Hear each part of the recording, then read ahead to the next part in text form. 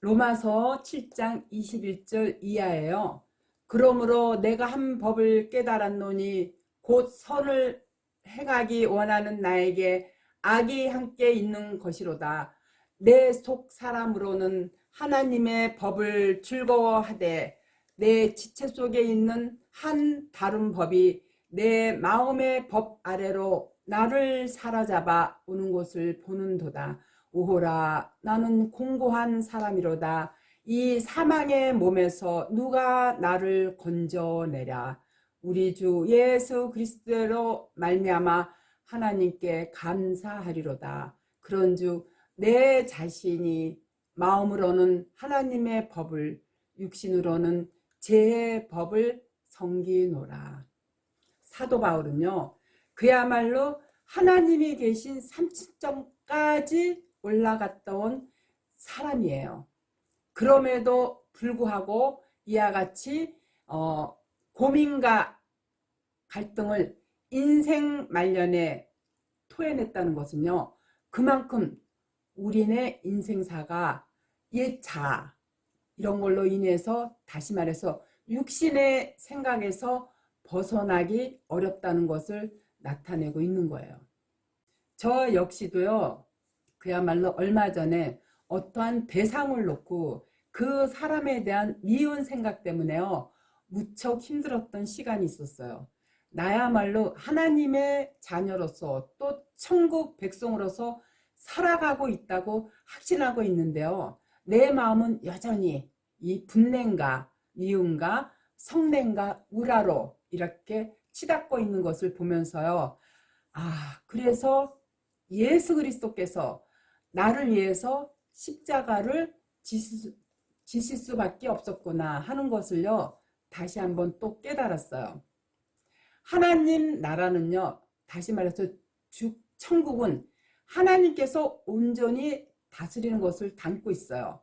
하나님이 온전히 다스리는 것은요, 우리의 뜻과 우리의 의지가 완전히 묵살되는 것을 말하는데요, 그게 바로 하나님 절대 의존자들이 생존할 수 있는 천국의 나라의 실상이에요.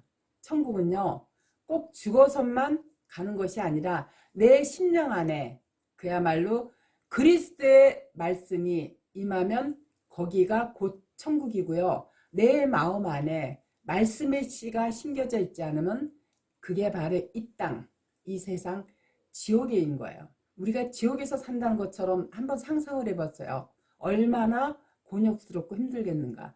하늘을 소망하지 않고 이 땅에 어떤 목적을 두고 사는 그 모든 것은요, 거기가 바로 지옥이에요.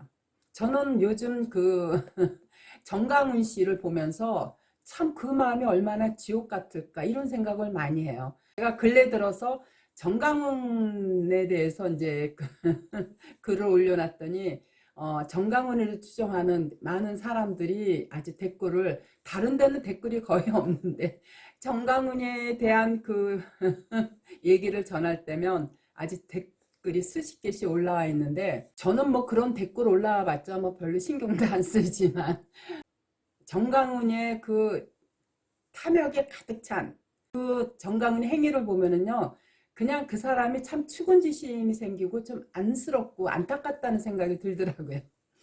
그 사람은 천국 자체를 믿지 않는 사람이기 때문에요, 이 세상 문제에 그렇게 열을 올리고 사는 거예요. 얼마 전에 어떤 분이 정강훈이를 얼만큼 아느냐고 따지듯이 전화가 왔길래 그랬어요. 난 정강훈이라는 인물에 대해서 잘 모른다.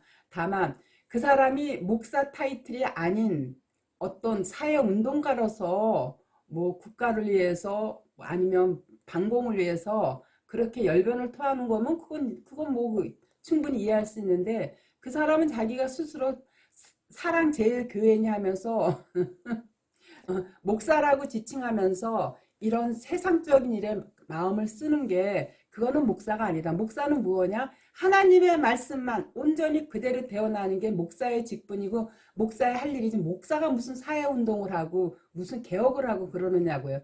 저는 그래서 그런 자체에 대해서 마땅치 않고, 또 내 교회의 그 재산을 조금 더 지키기 위해서 거기에 그 조합원들이 수백 명 되는 그 조합원들이 하루에 뭐 이자가 뭐 얼마씩 나간다는 그 안타까운 그런 거를 뉴스를 통해서 봤을 때 그냥 한 인간으로서 그 사람의 그 탐심이 참 목사라는 타이틀을 가지고 하는 그 탐심이 너무 기가 막혀서 그래서 제가 정강훈이에 대한 얘기를 하는 거죠. 전 정강훈이 그 사람 그 봐봐요. 생긴 것도 꼭 어디 시골 노동자 같이 생긴 사람이 우연찮게 또 유튜브를 올리려고 보다 보니까 또 정강훈이가 기자회견한 거 있는데 아주 국민의힘 윤석열 정부하고도 아주 딜을 하더라고요. 윤석열이 보고 찍어준 게 아니라 자기의 조직을 찍어준 게 아니라 뭐 국민의힘을 보고 찍어줬니 어쩌니 그런 정치에 개입하는 것도요. 그건 목사가 할 짓거리가 아닙니다.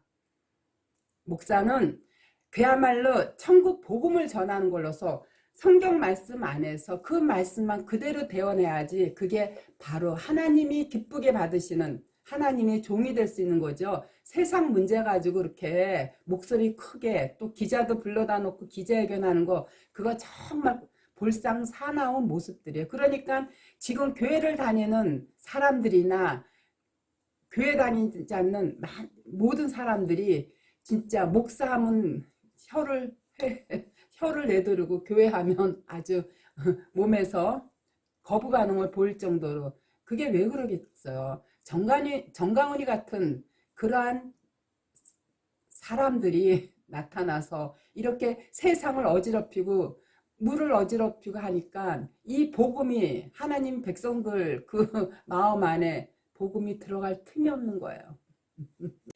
제가 지난번에도 얘기했지만요.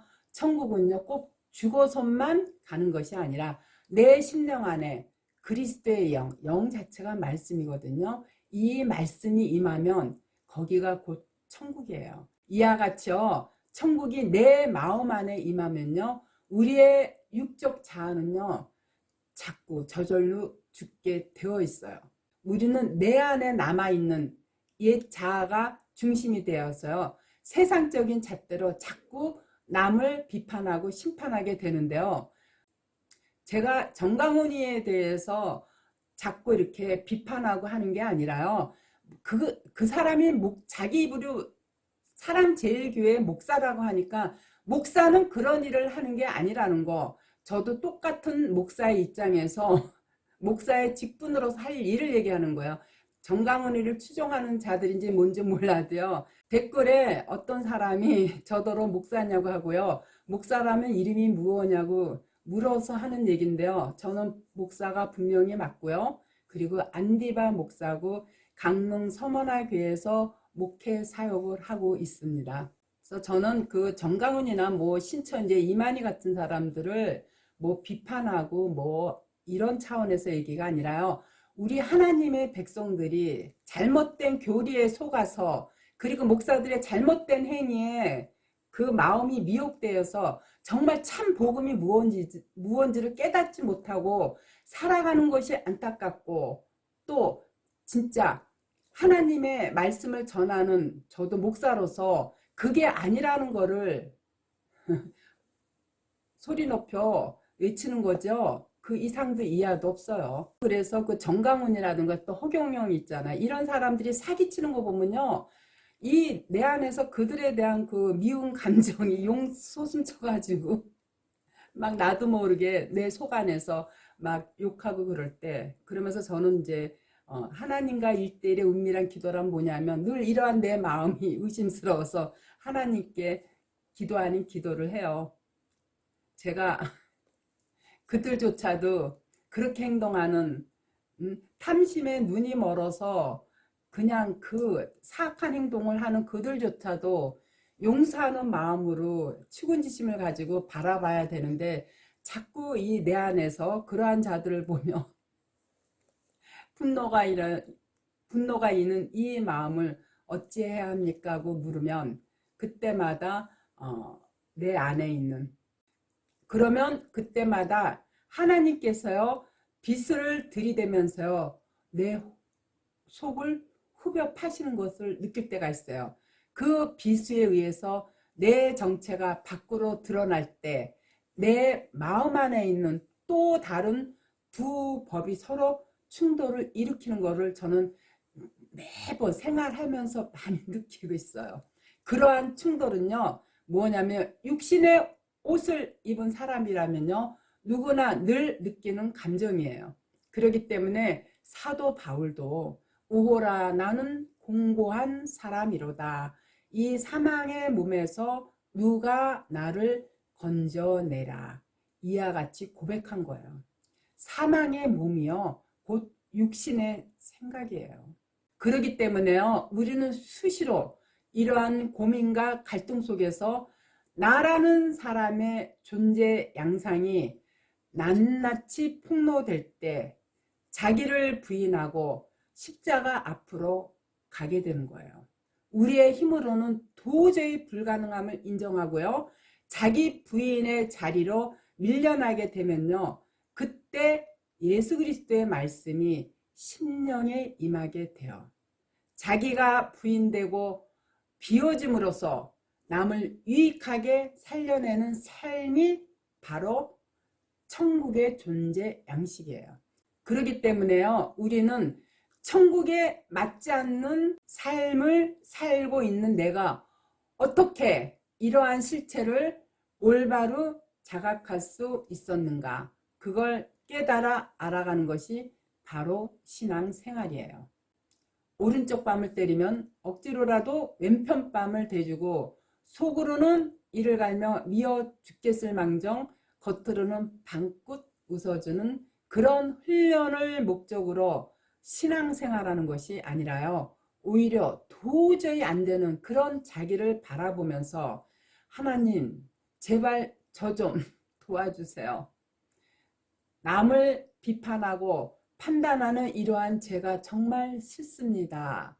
라고 간절히 토해낼 때요, 하나님께서 그런 우리를 가장 기쁘게 생각하시는 거예요. 하늘 보좌에는요, 하나님이 부리는 천천만만의 영들이요, 우리의 생각 하나하나를 감찰하고 계시고 있어요.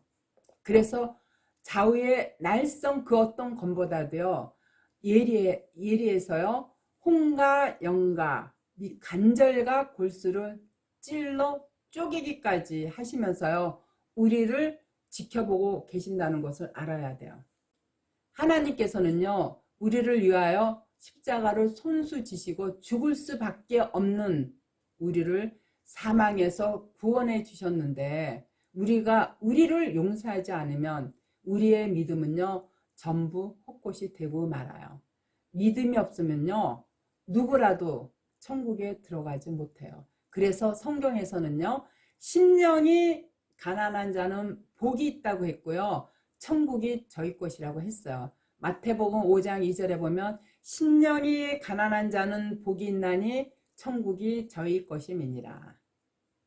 우리는요, 우리 스스로가 죄를 해결할 수 없기 때문에 하나님의 은혜만을 꼭 붙잡고 그 말씀을 통해 그 하나님을 알아가는 것이 바로 믿음 생활이에요. 그 하나님이 어떤 분인가를 알고 싶어하는 그 마음 자체가 바로 심령의 가난이라고 했어요. 알아가는 과정에서 거기에 우리의 죄와 실수가 사용되고요, 우리의 취약함과 모자람이 은혜를 아는데 기여함이 되고 있어요. 우리가 실수를 하지 않는 그야말로 잘난 인간이면요, 하나님의 은혜를 깨달을 수가 없어요. 그렇기 때문에요, 다윗도 자기의 죄를 깨닫고 하나님의 도움을 청했던 것이에요. 우리는 우리 마음 안에 이 말씀의 씨가 심겨져 있지 않으면요, 늘 육신의 생각에 끄들려 가지고요, 늘 이 땅에서 지옥의 삶을 살 수밖에 없어요. 그렇지만 내 심령 안에 말씀의 씨가 심겨져서 그 말씀 따라 살아갈 때 거기가 바로 하나님 나라이기 때문에요, 천국은 어떤 곳이에요? 하나님과 함께 사는 곳이 천국이에요.